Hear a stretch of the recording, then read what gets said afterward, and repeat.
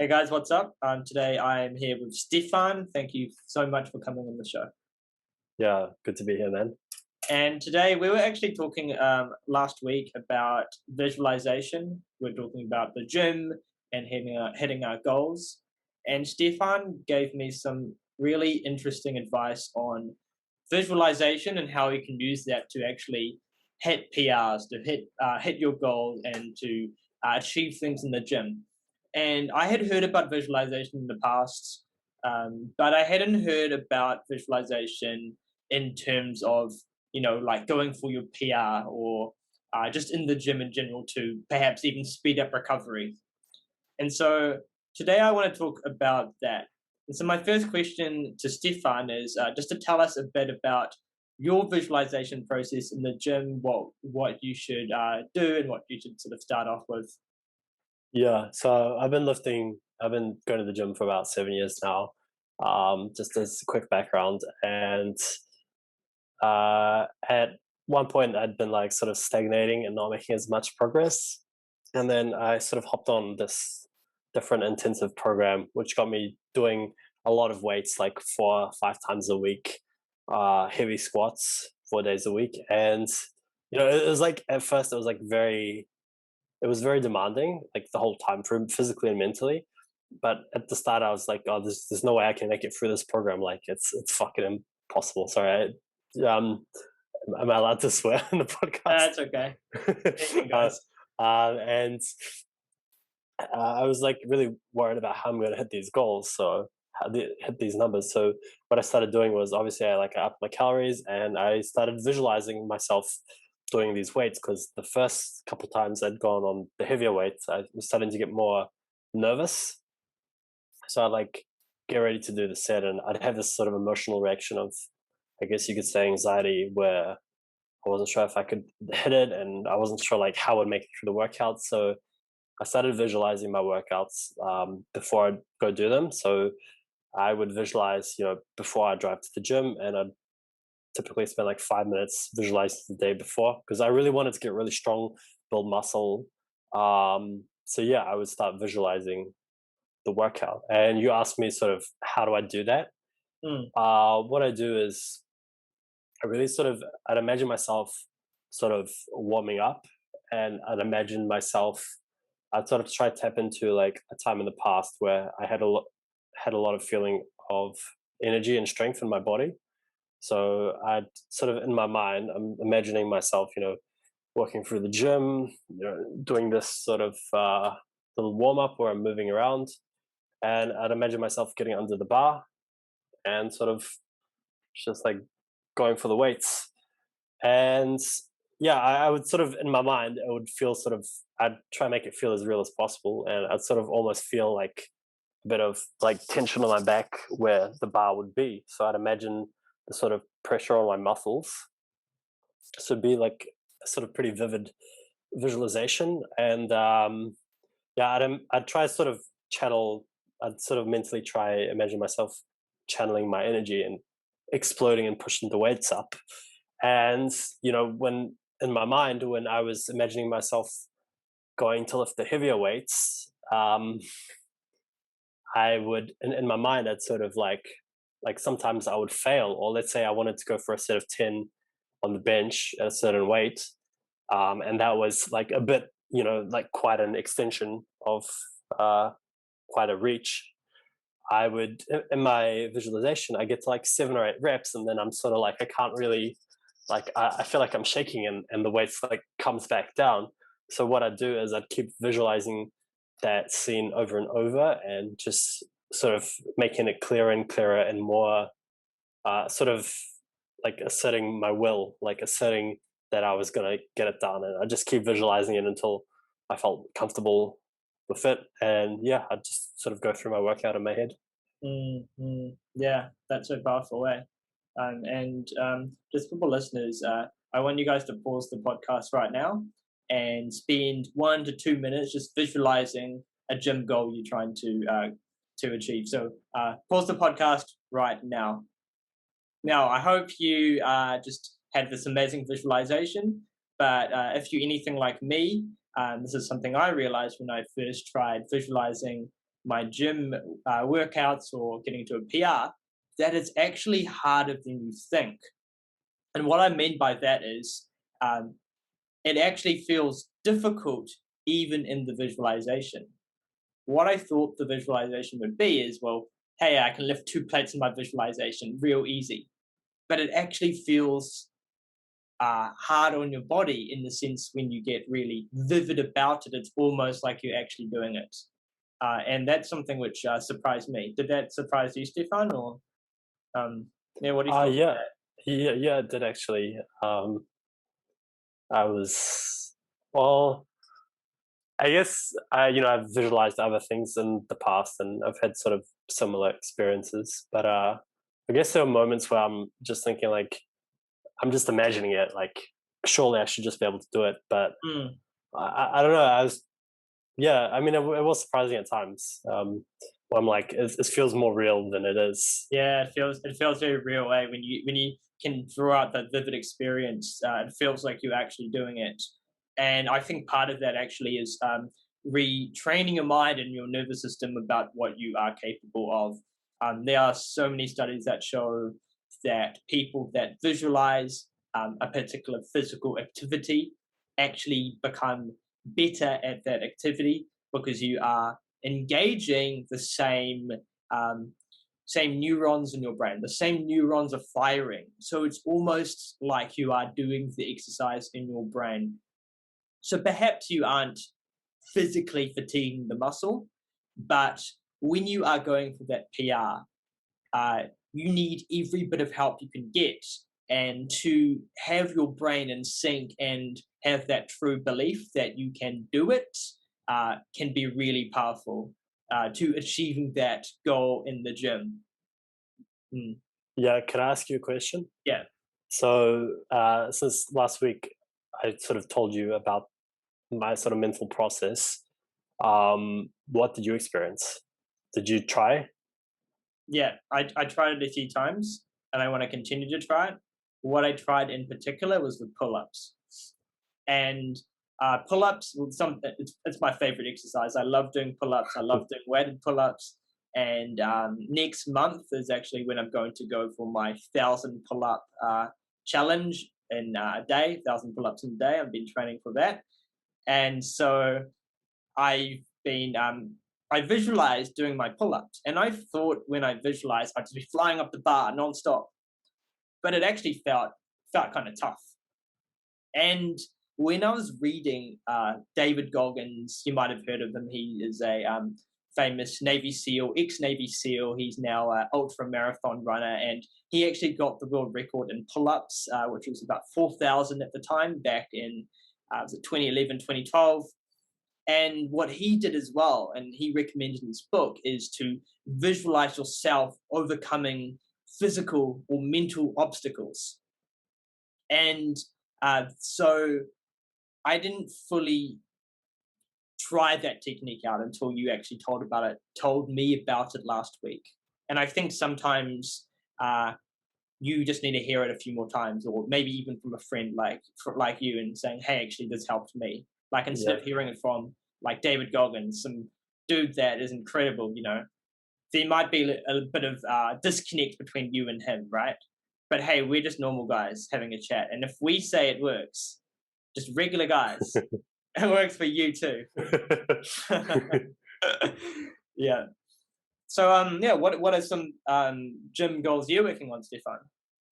Recently. I um, seen uh, you doing like crazy dips, weighted dips, which something I want to get into. yeah. So I want to hit weighted ring dip of plus 80 kilos. So Ooh, I've done plus six. I've just managed to grind out plus 60. So I've gone back to a bit of benching at the moment, and then I want to try go for that plus 80. Uh, got a similar goal with the weighted pull-ups. Yeah. nice, nice, nice. And going back to the topic of visualization, have you used visualization in things that aren't so physical, like perhaps maybe a social situation or going to an interview, things like that? I'm just curious because I I've never really done it too much in those aspects. yeah, actually, Yeah. funny thing. A couple of years ago, I was going out more to try and talk to girls and meet girls, Yeah. and um, and sort of it would keep going sort of really awkwardly or really poorly, or had sort of some nights I just be too nervous to like initiate a conversation. So I spent a lot of time visualizing that. I think it helped a little. I feel like in that case, in that situation, I could have done something different, maybe like meditation as opposed to just visualization. But in saying that, visualization is also like a form of meditation to me, I Mm. would say. I don't know if you agree with that. Yeah, Um, yeah, I would agree. Yeah. yeah, yeah. So I visualize myself, talking to women and it going well, and it did help a little. Yeah, it did help. Mm. Mm. Right, right. Um, Same with interviews. Yeah, yeah. Mm. Yeah. It works. It works. Yeah. Mm. And one thing I've read in a book recently, it's a book on sales. It's by fuck, I forgot his name. To The guy sell who is wrote human. Yeah, The Sell is Human. That's Yeah. right. And one piece of advice he gives is when you go into an interview or something like that, instead of telling yourself you can do it, tell yourself, "What if I can do it?" And like, sorry, how can I do this? So, like Bob the Builder says, "Can we fix this?" You should also be asking yourself, uh, "Can we do this? How do we do this?" Yeah, yeah, And when you can do that with the positive attitude, it's sort of engaging your brain to start coming up with novel solutions. Obviously, you don't want to be an overthinker. If you are overthinking, maybe that's not the best advice for you, but it's something else you can try as well. Yeah. yeah. Would you still like to hear about that? How I was telling you about the nutrients and the visualization of the feeding. Ah, yes, yes, I'm curious. Yeah, yeah. So this is something I was doing. I don't know how much merit you guys will could all give to it, but what I was imagining was sort of sometimes when I'd eat my meals, I'd just have this sort of image in my head where the food's going down my body and it's sort of like sprouting life to within my body. So it's sprouting like nutrients, and I just sort of like imagine some sort of little particles going through my blood and like sort of patting my arms or patting my shoulders with like muscle. So I'd imagine the food sort of going through this physical process and transforming into power and energy and muscle and strength. So yeah, that was sort of one. I had to I had to just sort of creatively imagine it, but I was sort of reaffirming to myself that, hey, all this food I eat is gonna, I'm just trying to like connect with the food and the digestion process a bit better. Like all this food is gonna give me power. It's gonna, drive me. It's gonna make me Mm, stronger and help me make gains. mm. Yeah, Yeah, I want to try that out. Sounds like a could be really useful. And just for listeners, even if you don't believe in this, the fact that you are visualizing, well, it's another form of meditation. So you literally have nothing to lose. Like if you're not, if it actually doesn't do anything physically for you, at least it's helping your brain. But I actually think it is probably helping you quite a bit. I think it is probably uh, because we know now that the mind is massively impactful to the body. You might have heard of the placebo effect. What people don't realize is the placebo effect can be intensified. For example, you give somebody two pills instead of one pill, two dummy pills instead of one dummy pill. Yet the two pills give better results, even though it's fake, right? And so our mind can actually come up with its own narrative and it can actually impact our body. If you intensify the placebo effect, it can be really helping your body in ways that you probably haven't thought of. And I think there's some part in what you are saying, Stefan. Yeah. yeah. We're also talking about how going for PRs, going for PBs in the gym, personal bests, personal records, and I would sort of like, imagine this whole like I don't know, like I'd sort of like be like walking to the gym and psyching myself up, and I'd sort of like the whole image would sort of like keep going through my head, and I would, because you're going for a PB, you're going for something better than you've ever done before, and these weights can be pretty demanding sometimes, and it gives you like the whole visualization process also gives you quite a bit of adrenaline, because like now in your mind you're like, I have to do it, I have to do it. It sort of tenses you up where It's the you're greatest really, pre-workout, right? yeah, yeah, And it's it's just free. You it's don't have to just buy any of that C4 garbage. Just visualizing your mind, guys.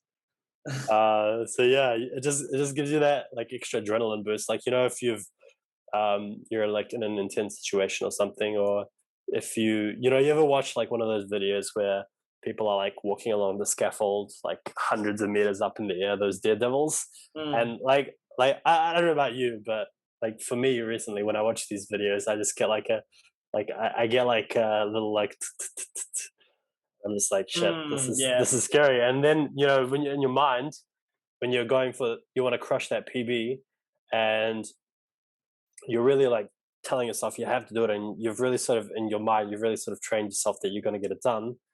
And then you get to the gym, you sort of have more this like adrenaline, and you're able to go couple steps further, a step further, a couple steps further. Mm. And yeah, it's definitely sort of helped me. Like I've hit some pretty heavy weights. Mm. Yeah. Yeah, it's a great technique to rev yourself up, eh? um Yeah, I'd say also kind of funny enough, some people have said this, and I don't know if it applies for everyone, but sometimes like I feel like our physical strength gains can stagnate if we feel like we're like mentally stagnating in our life. Um, so this is now like getting into more of the energetic component of making gains and working out. But since like over the last year since I moved here, sort of feel like I've been making a bit more. I've moved overseas. I've had a bit of extra life challenges more than normal, and I feel like you know, uh, uh, on one hand, I've been a little less consistent with the gym and a little less like less well rested, less slept. But on the other hand, I've still been making like decent progress, and it's paying off. I'm looking better. I've managed to lose a lot of weight and get leaner, and I've still been hitting some PBs. So yeah, I don't know if you can resonate, but I feel like sometimes it's like that. Mm. Mm. Yeah. Yeah, especially if you're busy in your life or other things aren't going in your life as well, you are not going to feel as empowered and energetically capable of Mm. other aspects of your life. But I feel like when you are succeeding in some areas, it actually um, impacts other areas of your life. So you feel, I don't know, more masculine, more empowered, more like, hey, I'm on my fucking shit. I'm doing all these cool things. And every aspect of your life starts to do better because of it. Yeah, And yeah. maybe even part of this is a testosterone boost. I mean, there are studies that show that, show, this idea of a winner effect. If you succeed in one area, sort of as a man, you start your testosterone actually increases, Yeah, and yeah. so you start acting like it in other ways, Yeah, and yeah. soon your whole life is kind of shifted. And so when things are tough, you might not be experiencing that as much, which is why I think visualization can be the key if you are sort of in a stage in your life where things aren't going as well as you would like, uh, to fake it and to visualize and to get yourself to start feeling uh, that feeling of succeeding. And when you can start doing that, you are going to shift into that feeling, and more areas of your life will be impacted. Mm. Yeah. One example in terms of visualization is I used to play the guitar, and I joined this sort of classical guitar society, and I was doing a performance, and I would sort of like visualize myself doing the performance in front of the audience. So it was the first time, and in my mind, I'm visualizing it, trying to make it as vivid as possible. And I start getting like the tension in my fingers. And I used to get this when I'd sort of like video record myself, like, I don't know, just to watch or send to my friends. Sometimes like my hand would get stiff or my fingers would get stiff, and then playing the guitar, like I wouldn't, you know, like I'd fall out of rhythm or whatever. And I'd visualize myself performing, and I was sort of feeling those feelings of tension. So basically, I just kept visualizing it over and over, trying to relax more into that image. So relaxation is important. Uh, and to add to that, we can do like sort of deep breathing and just sort of take note of, you know, how the image is in your mind and how what you actually want it to be. As of just try to relax into it a bit more, keep doing it, and then the image will kind of like slowly start shifting. But that's sort of interesting because, you know, when you told me that when you visualize something, everything really goes perfect, and I was just like, I was sort of surprised. I don't know if you meant that just for the gym or for like everything. Um, but yeah, No, I think what I was trying to say was slightly different. uh huh, So the visualization itself wouldn't go perfect necessarily, yes, but it might invoke a feeling eventually, and it would be a feeling that you want. And that feeling would start to pay off in your life. And so other aspects of your life would feed off on that. And so you start feeling better about more aspects of your life as you start to do better, sort of like a snowball effect.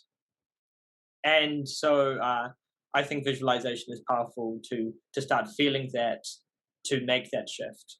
And when you visualize initially, you might actually feel resistance or even negative emotion that could be perhaps trapped in you.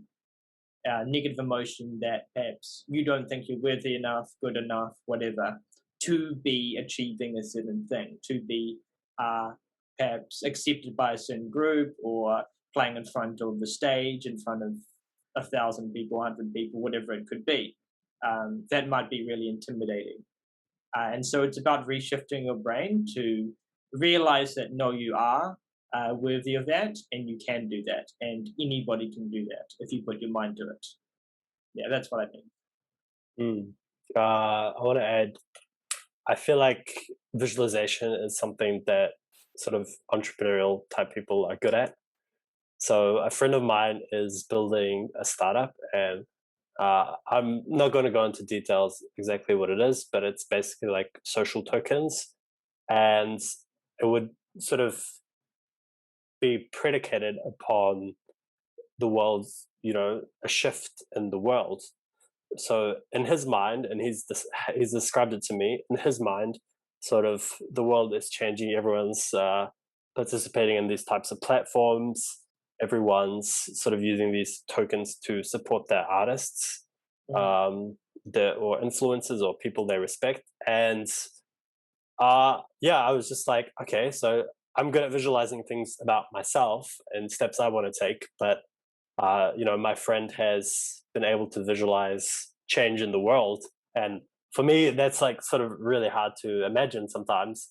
But when he imagines it, and then, you know, he's been keeping me posted on how his company is, you know, how his startup is going. And it just seems like challenge after challenge. But, you know, because he's got this sort of vision, this image, like so deeply ingrained into his mind, you know, it's been countless nights thinking about it. And uh yeah, it's just sort of like, yeah, I feel like it's a good skill to have. And if you can also visualize the world, not only like things you can do like go to the gym or play the guitar or talk to a woman, but if you can visualize like a greater change, then, you know, you can also create a greater impact on the world.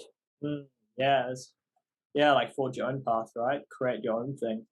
And that Mm, links into creativity because so many ideas haven't been made yet, or they might have been conceived but haven't been implemented. But if you can come up with that idea about what could I do, and then you can start to envision that, that, visualization is one of the forms of ideas formation, of creation. And so perhaps you are like me, really logical. and this is something I want to start doing now, actually, just because you said it, is to visualize something kind of new or unique and put a lot of detail in it and allow your visualization muscle to really flourish, to really unleash that creativity. And I feel like if you can unleash that creativity, um, you can come up with things that, like, anything's possible, right? And you can come up with things that people haven't thought of before, or perhaps people have thought of, but nobody has actually put the effort in. Like Elon Musk's, what's that thing? The boring tunnels under cities, where he's going to put like little train which allow people to go from one place to another. Boring company. Uh, that is such a crazy idea, but he is now making that a reality. And people like Elon Musk visualize, and that is one thing which really helps him come up with these kind of creative, wacky ideas. Yeah. Mm. So anyway, you mentioned this. You were talking about creativity just a moment ago, and one thing I want to add is sometimes, when it comes to forming new solutions and new ideas, we sort of try to enumerate the possibilities in our head, and that's all good. But then you sort of need to have a moment of like peace or quietness or void. So, let's say you're going about your usual routine, and then you've got this and you've got that, and then you're meeting your friends and you've got work. And sort of, if we can like take a period to sort of clear our mind from all of the thoughts and the obligations we have, uh, perhaps via meditation, then you can actually allow like that creative essence to actually come in, because now your mind is at peace and you're in this spontaneous mood where you're just like feeling and being aware, and that's a good time for creativity. So meditation is a good time for creativity. Yeah, what are your thoughts on that? Yeah, I noticed when you are in a space where you aren't thinking about too much, that's when you can be creative. But when your mind is hijacked by your cell phone, by social media, then it's going to be really tough. So what I find is at the start of my day, if I do a meditation, or maybe even the end of the day, if I spend, an hour after work just relaxing in the park doing some meditation, I can start thinking in different ways, in very different, more unique, creative ways, right? I might see my life in a certain way, and it can be really impactful. But most of the time, I'm just distracting myself with my cell phone, and so that doesn't happen. And so I think that is so true, and it's something I haven't really heard people talk about, which is to allow, firstly, to allow that void or allow that space where uh, you have a moment to let go of everything before you actually start engaging with your creative muscle. Yeah. Yeah. What would you say to people? So I've got a friend, and she's going for a tough time at the moment, and I've sort of mentioned meditation to her before, and she said, "I've tried it, but it doesn't work." What do you? How do you feel about people who sort of, I don't perceive a benefit from meditation, or maybe they've tried it, for a couple of weeks, or let's say they've even tried it for a month, and what's your advice to them, or Yeah, what's your thought? that's an interesting one, eh? What people don't realize about meditation, and I think this might be because they read scientific, those articles that come up and like, oh, meditation is so amazing. Here are top 10 facts, right? But they don't realize that meditation is tough. And when you first start meditating, you may start listening to your inner voice and confronting lots of aspects of yourself that you have not confronted before, because you have not been listening to yourself. Mm, And so it can actually make your mind worse. And this is actually shown by studies, studies on a lot of people that have meditated, that initially they might get a little bit of a boost, but when they start actually, uh, when some of the emotional issues start to come up from the surface, they have to confront them. And for many people, that might make their mental state worse. So what you got to realize is meditation is taking out all that junk from you. But eventually, once that junk has risen to the surface and you can let go of it, that's when you'll start to be a lot more free. So for anyone that has done meditation but it's not really working, I think that's what you need to do. You need to keep persisting, and you need to focus on. You could even focus on meditation that is slightly different. In Buddhism, they call this metta, loving kindness meditation. So instead of just focusing on your breath, what you do is you focus on your heart more. And you might think of somebody that you really care about. Could be a loved one, it could be family, it could be friends. And you feel good intention for them. You feel that you genuinely want the best for them in their life. You want to uplift them. You want them to feel good. Next, after you can really invoke that loving feeling to them, extend that to maybe people you are more neutral towards. And if you start to become good at this, you want to even extend this loving kindness to people you have difficulties with, maybe rude coworkers, or maybe an ex that you don't like. And when you can do that, you can begin to realize everybody's situation and feel for them, but it also removes the tie that you have towards them. Maybe perhaps the resentment that you might hold towards them in the past, and you realize that, hey, they are just a human like me. So it kind of helps to remove those chains.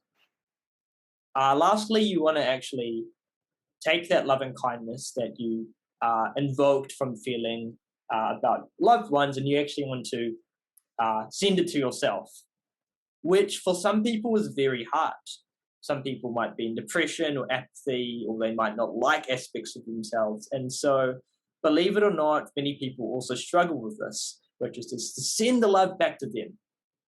And so, if you're just struggling with regular meditation, I would recommend continuing, but also trying metta, which is that loving kindness meditation, which helps to invoke good feelings. And I think that could be really powerful for your friend.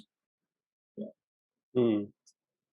Yeah, I might actually, because you mentioned this to me about a month ago. Yeah, I don't know. I might try tell about it sometime.